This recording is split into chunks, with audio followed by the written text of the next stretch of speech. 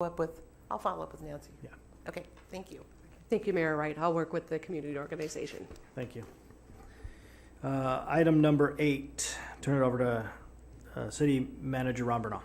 Thank you, Mayor, members of the City Council. This item is the First Amendment to the Consultant Services Agreement with Economic and Planning Systems Incorporated to conduct a transportation impact fee study, and our Assistant City Engineer, Lynn Filson, will be making the rest of the presentation. Good evening, Mayor and Council members. In December of 2016, EPS made a presentation to the City Council regarding our efforts to that date for determining the need and the direction you'd like us to go with a transportation impact fee and a means to more evenly distribute the cost of transportation improvements among new development in the city.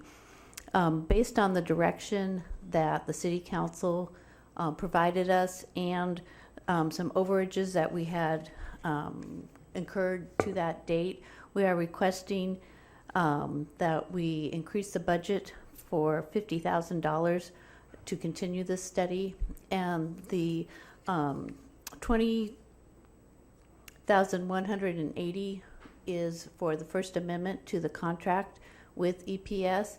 And on attachment B in the staff report, it shows 4 bullet points that are items that they have been working on, that have they've been doing extraordinary work on those tasks and have gone over budget. And then there are 7 additional bullet items, which were the directions that the City Council gave us on items that we need to look at, or EPS should be looking at for to bring to the developers, the BIA, etc., to complete the tasks and get the fee to the City Council.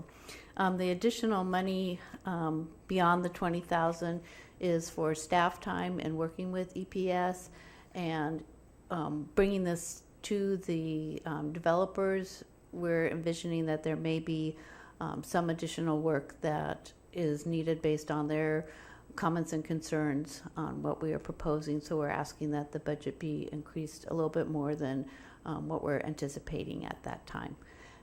And if you have any other questions or comments, I would be happy to answer those. Questions by council? If none, do I hear a motion? Motion by Councilmember Thorpe. I'd like to make a motion that the City Council adopt a resolution amending the fiscal year 2016-17 capital improvements budget to increase Measure J funding for the transportation impact fee study by $50,000, and to authorize the city manager to execute the First Amendment to the Consultant Services Agreement with Economic and Planning Systems, Inc., EPS, to conduct a transportation impact fee study in the amount of $20,180 for a total contract amount of $149,680. We have a motion. Do we have a second? Second by Councilmember Ogerchuk. If there is no discussion, please cast your votes. Please recast your votes. Hold on, I'll clear it and try it again, guys. Ready? Go. There are 5 affirmative votes. Very good. Moving on to item number 9. Turn it over to City Manager Ron Bernal. Thank you, Mayor and members of the City Council. This item is presented by Deputy Public Works Director Mike Bechtold, and it's for the purchase of a river pump control valve. Good evening, Mr. Mayor, members of council. This item is for the proposed replacement of our 20-inch rotary control valve for our raw water intake down at the Fulton Yard. The existing valve is at or near the end of its useful life and is at a heightened risk of failure. In addition, we're also asking for this item that it is a sole source purchase. What we're doing is replacing the existing valve with basically the same exact valve, same brand and everything. For that reason, we would not have to redo any piping or engineering to go along with that. With that, if anybody has any questions, I'd be happy to answer them. Yes, question by Councilmember Tiscarino. not so much a question. It's, you know, when we bring up items like this, you know, I'm a strong proponent of preventative maintenance. You know, if we're doing our job and seeing that some of these equipment is outlasting its life, you know, it has to be changed. You know, you do it now because if something happens, what's the cost of shutting down, you know, a water facility to our citizens out there?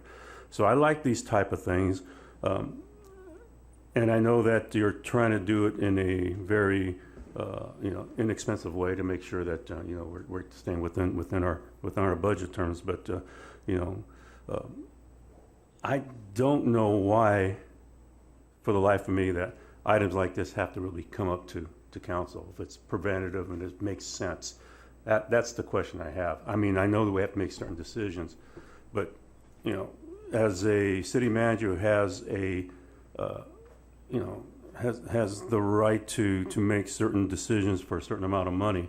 I don't know if this comes under, you know, the purview of the city council or not. If it does, that's fine. It's just I tend to question things like this when things need to be done. You have to get your work done, and it's a make sense type of thing to get done. So I don't know. So I'm supporting this. I just want to know if further items like this has to be brought up to the city council or not. I know if it's a astronomical amount of money that has to be a decision that has to be made in the millions of dollars, then yeah, I see that. But this is a common sense preventative maintenance item that your maintenance department needs to get done, and I don't know why it's even coming to us. So.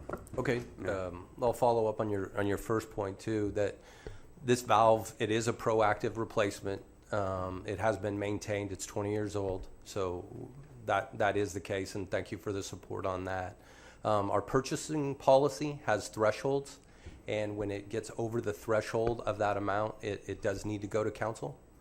Another possibility is to put this on consent calendar or something like that, possibly in the future. Very good. Any other questions or comments? If not, do I have a motion? I'll make a motion. Motion, Councilmember Thorpe.